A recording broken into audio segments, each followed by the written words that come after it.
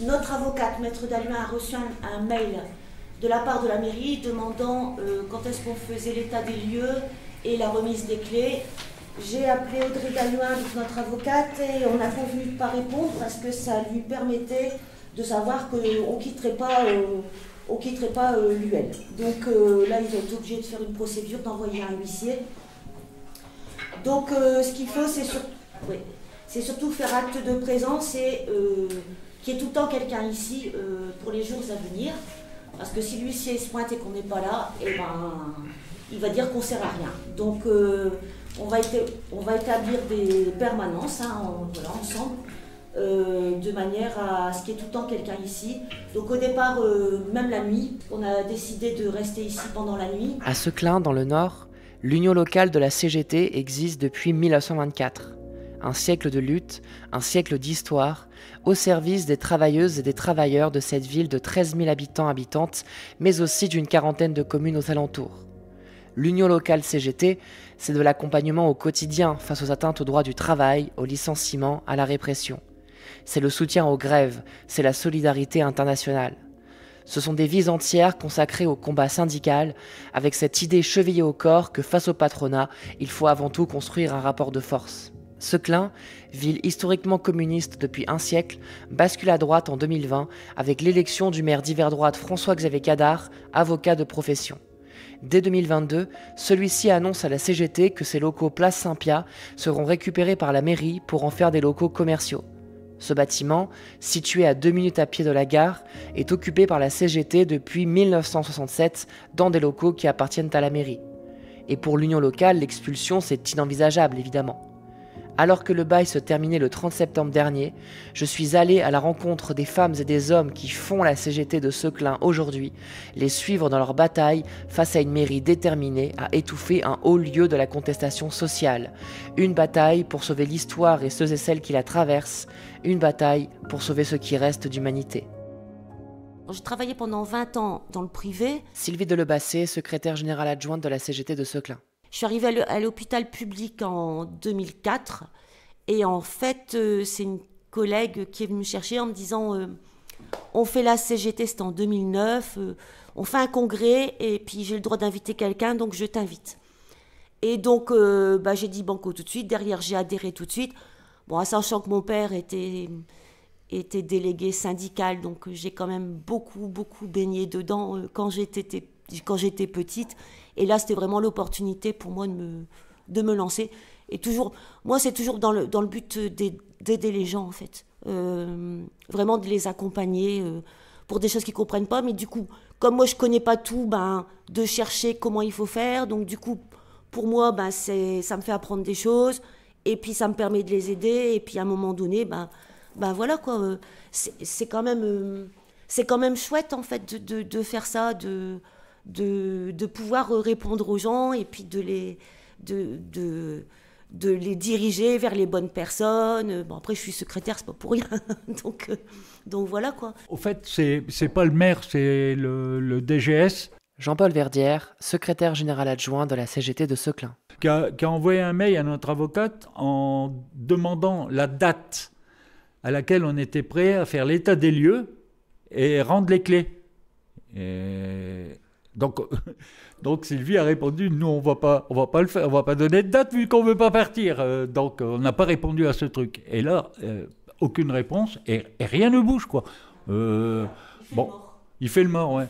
Il fait le mort. Et ça nous embête un peu parce qu'on préférait qu'il sorte les dents, quoi. Mais on n'a pas peur, hein, on risque rien. De toute façon, on ira jusqu'au bout. Hein. Et c'est justement parce que l'union locale veut aller jusqu'au bout que plusieurs militants et militantes ont décidé de rester dormir sur place le 30 septembre au soir alors que le bail se terminait. Le lendemain matin, un rassemblement est prévu devant les locaux de l'UL car à partir du 1er octobre, une expulsion est possible à tout moment. Si on la défend, c'est pas pour rien, c'est parce qu'on a des appels. Pendant que tu n'étais pas là vendredi, j'ai encore eu 2 appels de personnes qui insistaient pour être reçues ici par un conseiller du salarié. C'est toujours pour des licenciements, parce que ça tombe en ce moment. Donc ça, en plus, c'est vraiment pas le moment qu'on nous foute dehors d'ici, quoi. Donc, et puis à un moment donné, je suis désolée, mais ça fait longtemps qu'on est implanté ici.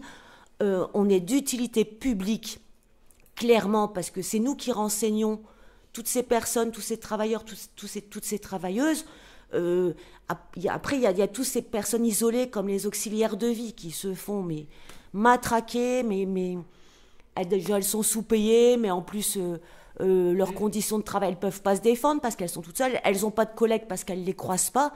Qui elles viennent voir? Nous, forcément. Et on a un paquet quand même ici de boîtes d'auxiliaires de vie autour de nous. Donc c'est ici qu'elles viennent nous voir. En fait, c'est une belle aventure, il ne faut pas qu'elle se termine. Et puis c'est pas un maire qui vient d'arriver qui va nous foutre dehors. Il y a aucune raison. Déjà, il y a viré tous les services publics qu'on pouvait avoir ici sur place. Les gens, ils savent pas où aller. Ils viennent ici à pied. Alors, il nous dit, ouais, il faut aller à Lille. Non. En fait, on va pas aller à Lille. On est ici sur place. Les gens, ils se déplacent à pied. Ils viennent ici à pied. Après, moi, je suis juste encore une chose. Jean-Paul, tu sais bien que je t'aime bien, mais soyons optimistes, camarades, parce que j'ai l'impression que tu n'es pas pessimiste, mais toutes les actions qui ont été faites, peut-être que ça n'a pas été une réussite parce que vous n'étiez pas nombreux, mais le problème aussi, c'est ce que j'ai dit, on n'est pas au courant, donc on ne peut pas venir. Donc, déjà, il n'y a personne qui est au courant, mais vous avez quand même fait des actions, donc c'est déjà quand même pas mal, quoi. Alors maintenant, tout le monde... Il y a... L'UL a là des fichiers, là. Quand vous faites un truc, vous l'envoyez à tout le monde. Après, celui qui vient, il vient. Celui qui vient pas, il vient pas. Mais au moins, on est au courant. Donc, il faut se féliciter quand même de toutes les actions qui sont faites, quand même. Parce que sinon, on va déprimer et... on va brère, quoi. Mais on n'est pas là pour brère, quoi. Nous sommes les cas, les messes, on avait des sacrées industries sous ce clan. Ah ouais, aujourd'hui, la plupart des boîtes, ils ont fermé, malheureusement. Mais on a eu des sacrées bagarres ici. Heureusement, on avait le soutien d'union locale. Ah ouais, c'est vrai que j'ai des exemples de bagarres auxquelles tu as assisté. Ma boîte, quand on a eu le gros conflit en 79, on a occupé pendant 8 jours. Et quand c'est ça, quand tu occupes une boîte, t'as tout ce qui est logistique, soutien, l'UL, elle était présente, quoi. Et puis, moi, je me souviens même à l'époque, le maire de ce clan, parce que ce qui avait déclenché la grève, c'est que le groupe, il avait versé une certaine somme ici à la mairie, et puis, alors que nous, on était quelques centimes au-dessus du SMIC. Tu parles de quelle boîte, là? YKK, ce clan. Et à l'époque, on avait obtenu 22% d'augmentation de salaire. Tu vois, aujourd'hui, on dit 2%. À l'époque, ça, c'est en 79. Puis après, on a eu 83, on a eu plusieurs conflits. Mais je te parle de ma boîte, YKK, auquel j'ai travaillé quand même plus de 40 ans. Mais on a aussi des luttes avec DMS qui aujourd'hui est fermée. On a eu Thomson-Lequin qui aujourd'hui est fermée. Donc, au-delà de tout ce qu'on reçoit individuellement, parce qu'on récolte là toute la misère du quartier. Encore la semaine prochaine, une femme de ménage, par exemple, qui était convoquée parce qu'elle n'avait pas fait ses poussières, qu'ils avaient retrouvé des toiles d'araignée. Mais en même temps, de 50 heures, elle passe à 60 heures. Comment voulez-vous, en 60 heures, faire le travail de 150? Bon, il n'y a pas de syndicat dans sa boîte. Qu'est-ce qu'elle fait? Elle est venue à l'union locale. Et combien comme ça qu'on reçoit toute la misère du monde ici à l'union locale?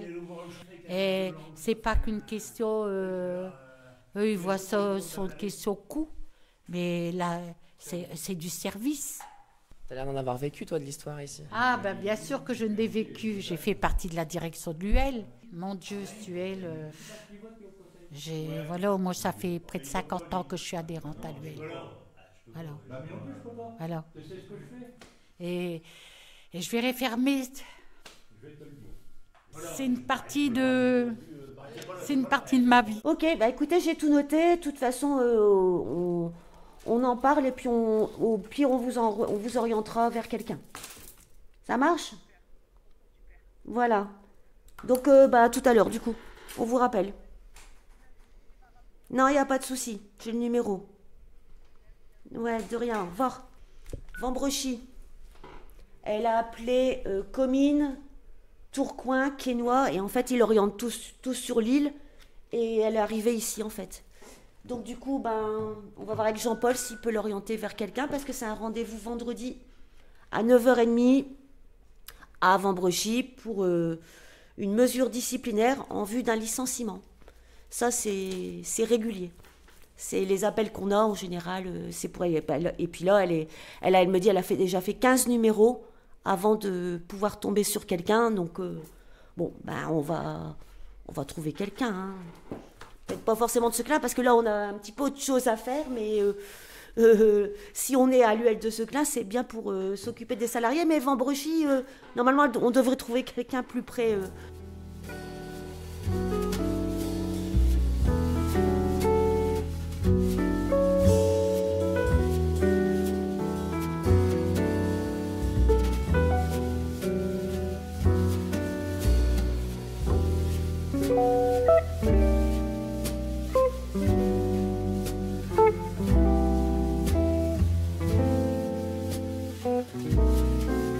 Toi, Guy, tu es responsable du collectif des retraités CGT à Seclin, là. Tu es un ancien journaliste à Liberté. Il y a Jean-Paul qui m'a passé un mémoire que tu as récemment écrit pour raconter à quoi ça sert l'union locale. Je vais lire la préface et après, j'aimerais bien que tu m'expliques comment tu t'y es pris justement pour écrire ce document qui a quand même l'air assez fourni. Donc, il est toujours difficile de prendre une telle décision, celle de répondre à l'actualité syndicale et d'y laisser une trace pour que les futurs responsables de la CGT sachent d'où vient leur organisation syndicale. D'autant que la CGT, aujourd'hui comme hier, n'est pas forcément la bienvenue. Elle dérange le patronat et toutes celles et ceux qui le soutiennent. Cette jeune centenaire seclinoise, née en 1924, mérite pourtant bien du respect au regard de ce qu'elle a apporté à la population et aux salariés de Seclin et des environs. Donc elle dérange énormément, au point que la municipalité issue des élections de 2020 veut la museler en l'expulsant des locaux. Elle a trouvé un allié qui, dans une publication intitulée « Dissidence à Seclin, opposition marquée à la CGT », fait l'amalgame entre émeutes et actions de la CGT. L'auteur ose affirmer « La révolte policière encouragée par la CGT souligne la fracture envers les autorités ».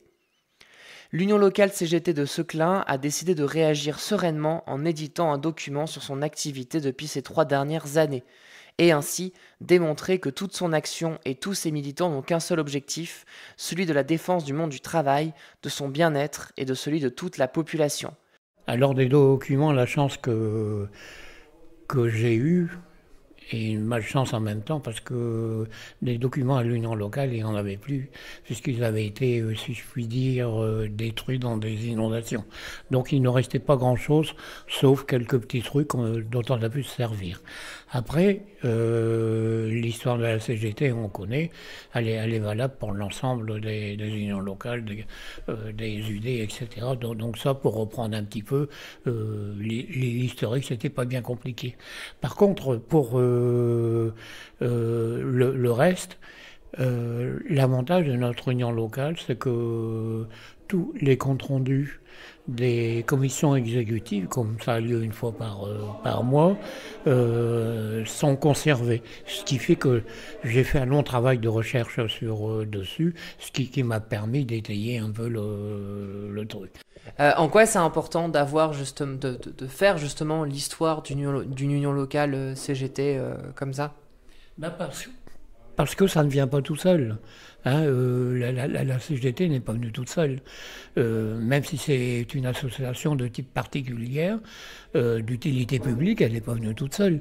Il a fallu le combat et le sacrifice d'énormément de salariés, de responsables, d'animateurs. Et puis, je rappelle que la CGT, on fête quand même les 80 ans aujourd'hui.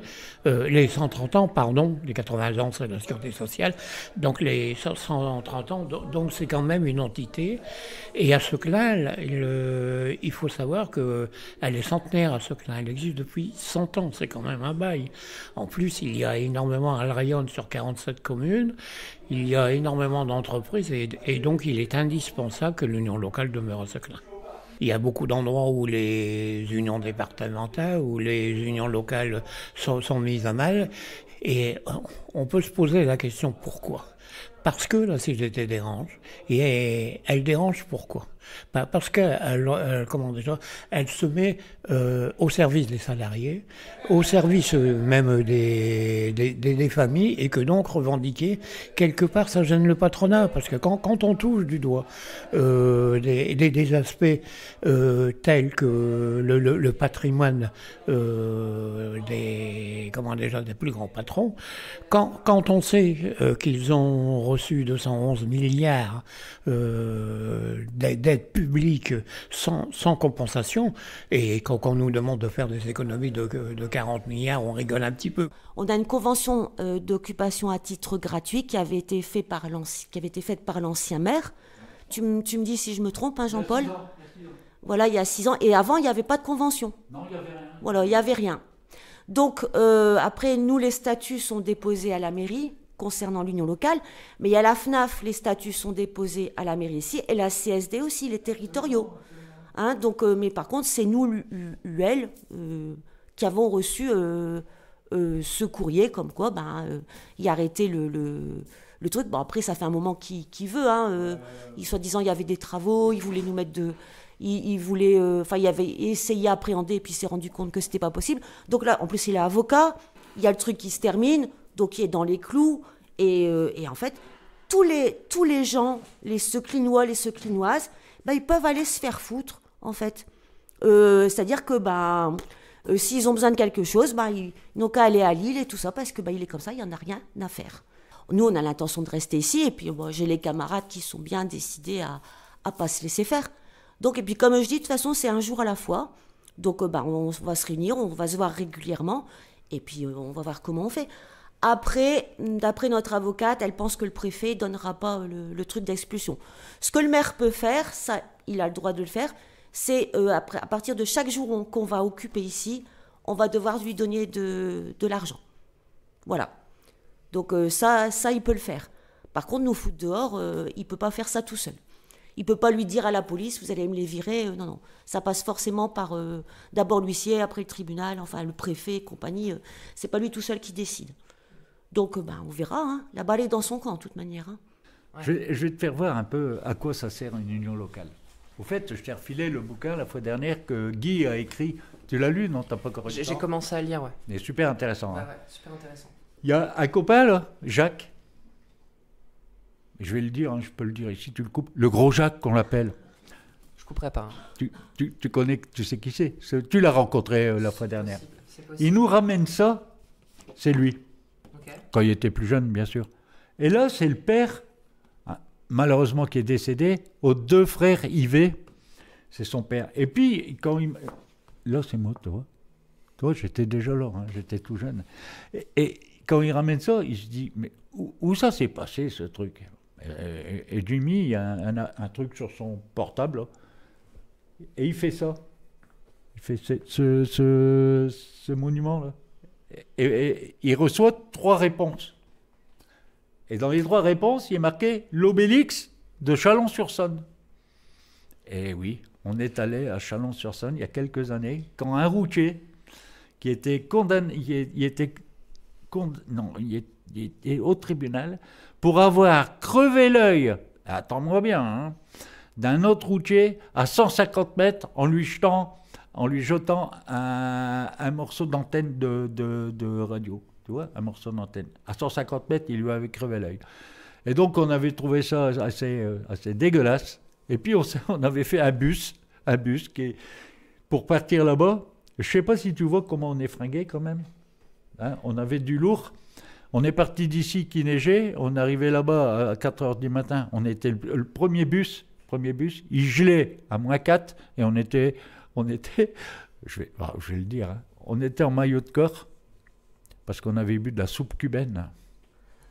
C'est comme Astérix et Obélix. C'est la même potion. Ça nous tient en forme. Il y a quoi comme alcool dans la soupe cubaine? Un peu de rhum. Ok, oui. Voilà. Ouais. Et puis une préparation en base de machin. Voilà, mais c'est comme ça. C'est pour te dire que, tu vois, on a été là, on a été au Fras Libre, à Gémenos, à côté de Marseille. On est parti à 5h au matin au TGV, on est rentré à 12h30 et on n'a pas arrêté une seconde, quoi. C'était vraiment la bagarre. On est allé beaucoup plus près, défendre les Verbaudet. On est allé à l'Équin, où on a fait une base, où ils sont maintenant bien implantés, où ils recyclent, je ne vais pas dire le nom parce que ça y fera de la pub, où ils recyclent les vieux frigos, tu vois, ils séparent les trucs pour en faire d'autres. Mais c'est la bagarre au quotidien. Dans le salon d'agriculture, moi je m'en souviens en 2021. Je me suis retrouvé avec 10 filles avec les FAMAS comme ça. Et contre le mur, avec les copains, on était 5. Eux c'était 10. Et Manu qui était à l'intérieur qui me disait Cathy, on sort, faut que tu sois devant. Je peux pas Manu, je te jure, je peux pas Manu. Si, faut que tu sois. Non mais Manu, je peux pas. Alors j'essayais de passer en dessous. Et les flics avec les FAMAS, ils me bloquaient. Manu, je te dis, je peux pas. Et là, il sort et au téléphone, j'entends ah oui, tu peux pas, effectivement. On a même pas le temps de sortir une banderole. De toute façon. On l'a pas sorti, on n'a même pas pu sortir les drapeaux. Les drapeaux, on est arrivé, la garde montée nous a arrêtés direct. Avec les Fralib, on en a fait. Hein, je me souviens, l'ancien secrétaire de la FNAF, quand on a fait des manifs sauvages, on a le dans. Ouais, Jean-Luc, tu te rappelles? On était parti en manif sauvage dans Paris. On prenait le métro dans un coin de Paris. Donc imagine Paris. Hein. On sortait avec des autocollants. On avait des ramettes. Tu te rappelles des ramettes d'autocollants? Partout on en mettait. Hop, on arrivait, forcément. C'était sur le boycott Unilever. Et ouais, c'est ça. Ouais. Et puis d'un seul coup, imagine le bordel à Paris. Les filles qui arrivaient. Hein, bouche de métro, l'autre côté de Paris, à recommencer. Et il y a un moment, je m'en souviens, Bladel, et on arrive comme ça, les filles devant, ils font. Et nous, derrière, chargez. Et Bladel, il faisait, non les gars, non. Puis derrière ça, c'est toujours dans ce même endroit, c'est se retrouver autour des camarades et sur un moment improvisé, mais fraternel et convivial. Et là, tu réunis tout le monde et tu ressoudes tout le monde, quoi. Tu parlais tout à l'heure d'un congrès qui, généralement, tu ressors d'un congrès, tu es reboosté. Mais quand tu sors de ces moments-là, bah, tu es tout autant reboosté, tu es tout autant motivé, quoi. Et tu as envie de remettre ça le plus rapidement possible. Donc, Sophie Prunet-sur-Huenne, je suis conseillère municipale. C'est mon premier mandat. Je suis communiste. Donc, voilà, je suis là en tant que communiste et dans la vie, je suis instite. Comment tu décrirais politiquement le maire François-Xavier Cadar? Alors il s'est présenté comme étant apolitique parce que c'est vendeur pour avoir des votes, mais il est macroniste, quoi. Donc il est clairement de droite, voire selon l'humeur d'extrême. En tout cas, il a de nombreux conseillers municipaux ou d'adjoints qui sont d'extrême droite. Il privatise la ville. Il est aussi conseiller départemental. J'ai été en campagne contre lui, je crois que c'était il y a 2 ans. Et donc voilà, tout ce qui est service public le concerne pas, tout ce qui ne rapporte pas le concerne pas. Ici, c'était communiste depuis 100 ans. Et donc, il vivait sur ses acquis, Cadar, sur ces acquis-là. Et puis petit à petit, il a dit, bon, ça coûte trop cher, oui, mais bon, il faut que tout le monde, ce soit vraiment les usagers qui payent et pas les autres qui payent pour les usagers, etc. Donc ce qui est la redistribution, etc., lui, c'est pas son problème. Voilà, donc il gentrifie la ville, il vend le patrimoine. Je sais qu'à chaque fois qu'on vote les subventions pour les assos, on vote celle de la Cégette et ils l'ont jamais en temps et en heure et il faut que je remette ça. Et puis que Jean-Paul, enfin à l'époque c'était Jean-Paul et puis maintenant Sylvie redemande. Mais en fait, c'est resté assez caché. Voilà. Je crois que la première fois où vraiment c'est sorti, c'est quand, et il nous en veut encore parce que ça ressort, quand au vœu, je crois qu'il y a 2 ans, devant la salle, on a fait un petit rassemblement, je crois qu'on était 50, pour dire non à l'expulsion, etc. Mais là, encore une fois, c'est un sujet d'actualité, il n'y a rien au conseil municipal. Et je ne pense pas que dans les communications du maire, il y aura quelque chose. Donc c'est vraiment... Et il sait qu'il n'est pas bien parce que sur Facebook, on me l'a dit, parce que moi je ne suis pas abonnée à sa page, j'ai autre chose à faire, il fait un appel à la population pour le soutenir. Donc ils sont bien que même si légalement il est dans son droit, c'est quand même compliqué pour faire passer ça. Mais il y a eu quasiment aucune intervention, il y a rien eu à l'ordre du jour, c'est vraiment lousé. Et de toute façon, les ordres du jour des conseils municipaux, en général, évacuent les gros sujets, systématiquement. Parce que le combat, il fait que commencer et il faut que tous les syndicats de l'union locale se mouillent. Et pour ça, il faut les appeler. Parce que la communication par Internet, c'est pas suffisant. Ah, militer la nuit, nous on le faisait. Hein. On ne fait plus des choses qu'on faisait dans le temps. Le Tour de France, nous on prenait les sauts de pâture et au clacouche, macadam. Moi, les hélicoptères, ils voyaient la CGT en grand et tout ça. On a perdu cet aspect militantisme. Et à ça, il faut revenir parce qu'ils veulent nous tuer. Ils veulent nous tuer. Le maire de ce cas, il prend des positions d'extrême droite. Parce qu'à Hénin Beaumont, c'est ce qu'ils ils ont coupé la tête des associations et compagnie. Monsieur le maire, si vous vous attaquez à l'union locale, vous vous attaquez à l'ensemble du monde du travail, vous vous attaquez aux salariés, aux précaires, aux privés d'emploi, aux retraités et à l'ensemble des citoyens des 47 communes sur lesquelles rayonne l'union locale de Seclin, soit des dizaines de milliers de personnes et de familles. Depuis 101 ans, on est sur Seclin, on était à différents endroits. On n'est pas, mais ils disent qu'on est d'utilité publique et qu'on aide les gens. De toute façon, je dors CGT, je vis CGT,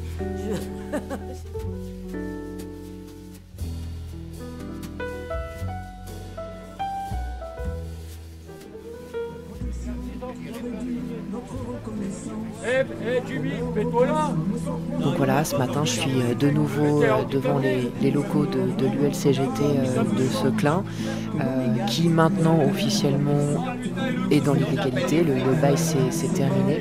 Donc il y a des gens qui ont passé la nuit ici, qui ont l'air assez fatigués, enfin ça se comprend.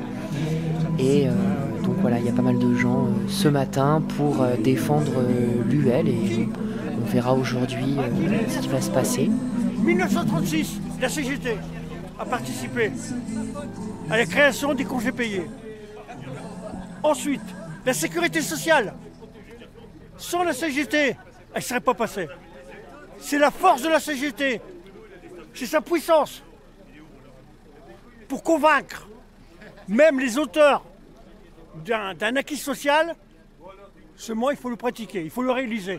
Et la CGT a permis de réaliser concrètement et mettre en pratique les bons points et les mauvais points d'une loi. Et tous ceux, je pense tous ceux qui sont morts, des délégués syndicales en 48 pour la résistance, mon grand-père, et grâce à ça, la solidarité et le souvenir des anciens, la force est en nous. Merci de m'avoir écouté. De me raconter un peu, c'était quoi une nuit d'occupation à l'UL? Vas-y, je raconte un peu ce que c'est qu'une occupation de l'UL. C'est on galère pour faire les lits. Ah ouais, on galère. On galère pour faire les matins bleus. Ah ouais. Bon, après, c'est beaucoup d'anecdotes, de luttes et tout ça, quoi. Donc, après, on a rigolé parce qu'on a galéré à monter les lits et tout. Et on s'est couché tard, quoi. À 4 heures. Ouais. Non, c'est ça. Non, bah après, on s'est levé. Les camarades, ils sont arrivés très tôt. Donc, c'est eux qui nous ont réveillés. Et donc, avec le café. Donc, c'était cool. Ouais. Franchement, ouais. Et comment tu vois la situation là vis-à-vis de l'UL?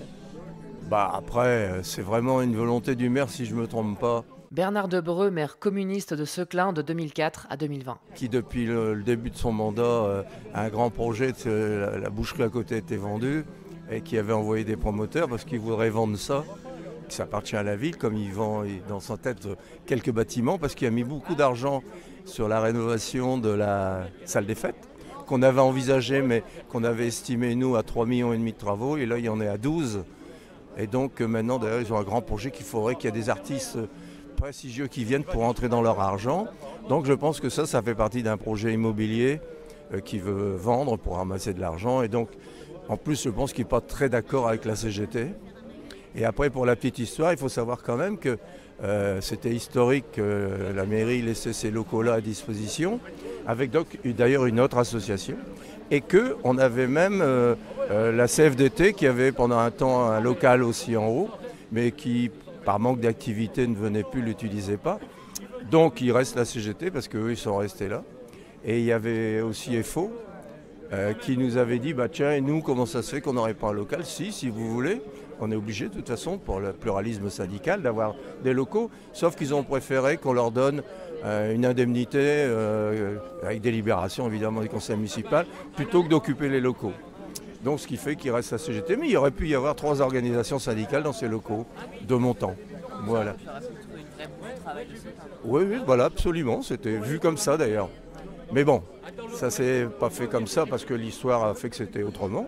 Mais là, je pense que le projet, c'est simplement... Enfin, à la fois, la CGT, ben, je ne peux pas la voir parce que je pense que le maire à politique est plutôt à droite. Il est dans le groupe du conseil départemental, au conseil départemental, il est vice-président dans le groupe de droite.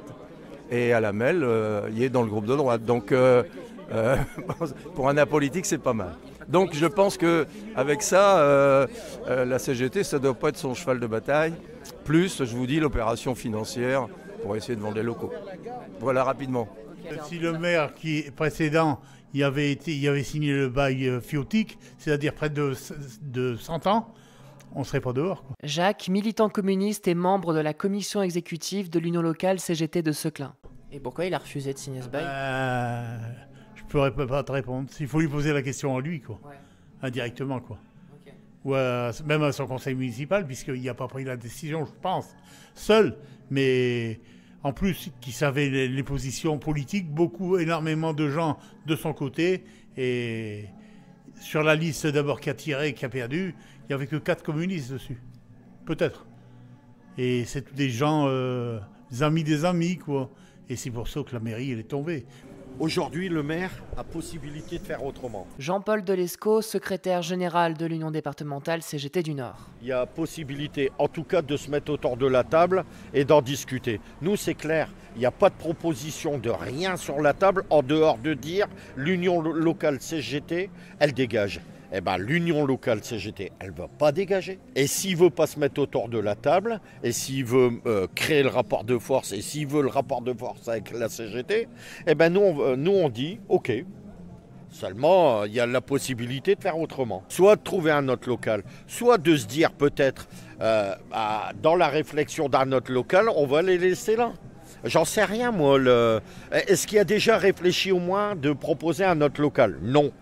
Donc peut-être que quand il va voir les coûts d'un autre local, il va se dire, peut-être que là, ça coûte moins cher. J'en sais rien, moi. On n'a jamais discuté de ça avec lui. Donc on ne peut pas savoir ce qu'il y a dans sa tête. Il veut nous foutre dehors. Voilà. Donc en tout cas, si c'est le message, c'est vous êtes dehors, eh ben, le message, c'est résistance. La réponse est résistance. Et on ne partira pas de là. Si moi, il faut que je transfère l'union départementale dans les murs de l'UL de Seclin pour acter la résistance des 17 unions locales et de l'UD du Nord, on le fera. Une grande UL qui depuis 101 ans est sur le secteur de Seclin et depuis 1967 dans ses locaux dont le maire veut nous priver. Bien évidemment, l'ensemble des camarades de l'union locale a décidé de rester. Rappelons que notre UL est d'intérêt général et que nous recevons des Seclinoises et Seclinois, mais pas que. Nous avons à ce jour reçu 900 motions de soutien et plusieurs attestations de non-syndiqués qui nous remercient pour l'aide qu'on leur a fournie. Je ne vais pas la faire plus longue, car tout le monde connaît notre histoire et l'importance de nos actions. En ces temps de colère sociale, qui grandit un peu plus chaque jour, il est plus que nécessaire d'avoir notre base dans cette commune où nous sommes depuis plus de 100 ans. Alors force à nous tous, l'UL de Seclin doit vivre, l'UL de Seclin vivra. Et c'est aux gens à essayer de rentrer un peu dans la politique, quoi. Il ne faut pas le laisser à des énarques ou à des trucs comme ça. Ça se voit où on en est. Il y en a un qui était président de la République, il va aller en prison, et le gars, c'était un avocat. Donc celui qui dirige la mairie aujourd'hui, c'est aussi une source, c'est un avocat aussi. Alors faites la liaison entre les deux et vous verrez. Voilà. Si tu peux me répéter un peu ce que tu as dit tout à l'heure sur l'appel des renseignements que les renseignements généraux ont fait à Jean-Paul quelques heures avant le conseil municipal à Seclin. Jean-Paul m'a appelé il y a quoi, 20 minutes, un quart d'heure, 20 minutes, pour me dire figure-toi que le RG qu'on connaît, qui était là le 1er octobre, qu'on a revu à la manif, qui est revenu nous voir et qui nous a demandé s'il pouvait venir nous voir ici à l'UL, parce que le préfet a encore reçu des mails de Cadar comme quoi on allait le vandaliser, etc. etc. Et donc on a dit, bah oui, on peut se voir, il n'y a pas de souci, quoi. On t'appelle, enfin vous appelez, on prend rendez-vous. Et là, il vient de m'appeler, donc le même ERG a appelé Jean-Paul en lui disant, alors tu vas vous allez au conseil municipal ce soir? Puis Jean-Paul, il dit, bah moi non, il dit, je suis pas à l'UL. Il dit, mais il y a quelqu'un qui va de la CGT. Oh bah il répond, bah tu sais, les camarades ils sont en colère, je ne sais pas ce qu'ils vont faire. Parce qu'en fait le maire il a dit il faut faire attention, la CGT ils vont venir au conseil municipal, ils vont vandaliser, etc. etc. Et donc bah, là ils sont. En plus Jean-Paul il a dit qu'en fait on était très en colère et qu'on risquait d'être nombreux, mais on va être 4 ou 5. et donc bah, on va voir là en arrivant ce que ça va donner, quoi. Mais en fait il n'arrête pas d'envoyer des mails à la préfecture. Qui ça? Le maire. Voilà, le maire de Seclin, depuis le 30 septembre. Oui, déjà depuis le 30 septembre. Et puis voilà, là, il n'y a plus... on va voir ce soir. Je pense qu'il n'est pas fier en plus. Hein. Il a lancé un truc et il n'est pas fier du tout, il n'assume pas du tout. Après, tant pis pour lui. Hein. Tu penses qu'il a peur? Ah, il a peur, clairement. Il a peur de la CGT. Il pense qu'on est des voyous, des vandales, qu'on va casser. Bon, après, Jean-Paul Delesco a quand même dit que, de toute façon, s'il nous virait d'ici, on allait faire notre maison du peuple dans sa mairie. Donc, je pense que c'est ça qui a foutu le feu aux poudres aussi. Déjà, il y avait la trouille avant, mais là, avec l'UD derrière, il ne doit pas bien dormir la nuit, ce gars-là. Tant pis pour lui. Il veut jouer, on va jouer. La grande inconnue, c'est est-ce qu'il va parler de ça ou pas. Voilà. Ce que je sais, c'est qu'il est énervé. Mais je ne sais pas du tout s'il va en parler. Et là, c'est l'inconnu. Alors, je sais aussi que moi, j'ai prévu d'intervenir, mais que j'ai vu un post où mon groupe ne me soutient pas. Donc ça, je le sais. Et le reste, ça va être... non, c'est l'inconnu. Oui, parce qu'en plus, toi, tu fais partie des quelques personnes qui ont été attaquées par le maire dans un post Facebook cet après-midi. Donc... peut-être qu'il va en parler ce soir. Ouais. Alors, je ne lui conseille pas parce que je pense que là, c'est quand même une grave accusation et je me réserverai sûrement, alors je vais voir avec Benjamin qui est cité aussi, le droit de porter plainte. Alors par rapport à ça, un peu de contexte s'impose. Le 2 octobre au soir, donc juste après le rassemblement devant les locaux de la CGT, le maire de Seclin publie une vidéo de la prise de parole de Jean-Paul Delesco sur Facebook où ce dernier appelait à la résistance. Alors, si on a un message à faire passer au maire, c'est qu'il y a intérêt très rapidement de revenir en négociation autour de la table, de proposer quelque chose, parce que ça va pas se passer comme ça. Parce que sinon, on va l'occuper, cette union locale, mais on va pas occuper que l'UL, hein. Je vous le dis, on va occuper aussi le territoire, voire peut-être sa mairie. Et il a commenté cette vidéo en rappelant la condamnation du secrétaire de l'UD-CGT du Nord à 1 an de prison avec sursis à la suite de la publication d'un tract en soutien au peuple palestinien en octobre 2023. Et donc il écrit « UL-CGT de Seclin et maintenant des menaces. Des menaces choquantes sous les applaudissements de Seclin en commun, Bernard Debreu, Éric Corbeau, Benjamin Van de Kerkhoff, Sophie Prunès sur UN. Comment ces élus ou ex-élus peuvent-ils cautionner de tels propos pénalement condamnables de menacer un maire, de perturber des élections, de vouloir occuper une mairie? Ces élus se rendent complices des propos de cet individu condamné par le tribunal correctionnel à 1 an d'emprisonnement assorti d'un sursis pour apologie du terrorisme, condamnation non définitive car un appel a été formé. » Puisqu'on me rend complice d'apologie du terrorisme en gros, quoi. Il y a déjà Jean-Paul dans la vidéo qui apparemment va porter plainte aussi. Oui, je sais. Donc sûrement que nous, on va suivre aussi. Voilà, donc ça, s'il en parle, c'est ce que je lui dirais. Je n'ai pas d'autres communications. Je passe donc au point 4 relatif aux décisions municipales et à l'état des marchés. Non, pas... Vous m'avez interpellé, vous avez porté des accusations sur Facebook. Ça n'est ni lieu ni l'endroit, Madame Prunès. Voilà, donc... Non, mais c'est pas ici que ça se passe, Madame. Je passe donc au point 4, décision municipale, état des marchés. Y a-t-il des observations sur ce point? Oui, monsieur Passy. Alors, ça fait quand même 2 fois... Madame, le conseil municipal, ça n'est pas Facebook. Le conseil municipal, je suis en charge de la police de l'Assemblée, et donc vous n'avez pas la parole à ce titre. Monsieur Passini, je vous laisse la parole. C'est bon ? Merci. On peut que écouter ou on peut discuter ici, monsieur le maire? Moi, je vais partir. Si Eh bien, faites ce que vous avez à faire. Monsieur Passini, vous avez la parole. Je ne sais pas si tout le monde cautionne ça, mais Allez, vous n'êtes pas à l'école, vous n'êtes pas le J'ai bien compris que vous essayez ici de créer l'esclandre. Non, je vous laisse prendre vos responsabilités.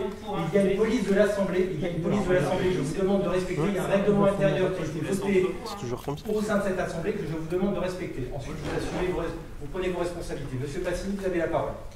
Oui, je voulais intervenir sur le lot. C'est une honte. C'est de la démocratie, ça. Ah, bravo. Pas d'observation en public, monsieur, s'il vous plaît. Au revoir, bonne soirée. Il n'y a pas que nous qui auraient dû se lever. Ah oui. Ah ouais, bien sûr. Ouais, mais ça. Ah non, bah non. Il y a pas l'opposition qui s'oppose pas. C'est les sujets. Monsieur le maire, vous m'avez récemment cité dans une publication sur Facebook. Je vais vous répondre ici, je préfère le faire en face à face. Je vais être clair, si je condamne toute menace personnelle envers un élu, je refuse cependant que vous transformiez des propos militants en menaces. Ce que vous appelez menaces, ce sont en réalité des propos classiques de mobilisation. Occuper la place publique, occuper une mairie symboliquement si nécessaire. Ce n'est pas une agression, c'est l'histoire des luttes sociales. C'est d'ailleurs grâce à ces luttes qu'ont été acquis les droits dont tout un chacun bénéficie, même ceux donc qui, pour vous soutenir, crachent indignement dans la soupe. Vous dites dans votre poste vous êtes engagé à protéger les Seclinois, ce qui au passage est légèrement infantilisant. Alors pour les protéger, permettez-leur plutôt de conserver et de faire valoir leurs droits, ceux acquis de haute lutte par les syndicats, en permettant à l'union locale de demeurer à Seclin. Ne vous précipitez pas, prenez le temps de la réflexion lors de vos prochains congés payés. Mais la vraie question ne porte pas sur cette pseudo-menace. La vraie question, c'est pourquoi déployer à grands frais des forces de police pour un barbecue pacifique, envoyer un huissier à des syndicalistes pacifistes, et pourquoi couper la parole aux élus de l'opposition?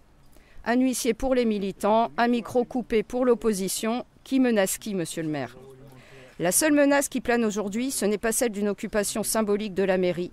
La seule menace, c'est celle qui pèse sur la démocratie locale. Bâillonner l'opposition et expulser 101 ans d'histoire ouvrière et syndicale de Seclin. Seclinoises et Seclinois, l'union locale de Seclin ne vous coûte rien. C'est votre héritage, elle vous appartient. Donc ça, c'est le texte que tu aurais aimé lire au maire. Bah oui, c'est ça. J'aurais aimé lire beaucoup. Qui t'a pas autorisé à lire? Et pas du tout, parce que comme c'est la police du conseil municipal, bah, il a décidé que je ne pourrais pas la lire. Voilà, mais je suis ravie de l'avoir lu là. Eh bien, avec mon petit public. Depuis ce conseil municipal, plus de son ni d'image du côté de la mairie vis-à-vis de l'union locale. À l'heure où je boucle ce podcast, les militants-militantes occupent toujours leurs locaux. La CGT continue ses activités quotidiennes sans menaces supplémentaires malgré la fin du bail. Du côté municipal, Sophie Prunès-sur-Huenne, qui, en plus d'être conseillère municipale et la secrétaire du Parti communiste de Seclin, a claqué la porte de son groupe Seclin en commun, qui représentait notamment l'ancienne majorité communiste, aux côtés de Benjamin Van Okkerhof de la France Insoumise et siège désormais en indépendant. Malgré le silence de la mairie, la lutte continue pour faire vivre encore l'héritage de cette union locale centenaire. À l'heure où les conquis sociaux se voient fortement attaqués, on en a bien besoin. C'était le tout premier épisode d'On n'est pas là pour Brère, une série de reportages et de documentaires audio aux côtés de celles et ceux qui luttent. Un épisode réalisé, écrit, monté par Louise Billan pour Espace.media. Merci aux militants, militantes de l'ULCGT pour leur temps et leur confiance, et merci à vous pour votre écoute attentive. Je vous rappelle qu'Espace est un média indépendant qui ne vit que de votre soutien, alors n'hésitez pas à vous rendre sur espace.media pour nous soutenir à prix libre. À bientôt.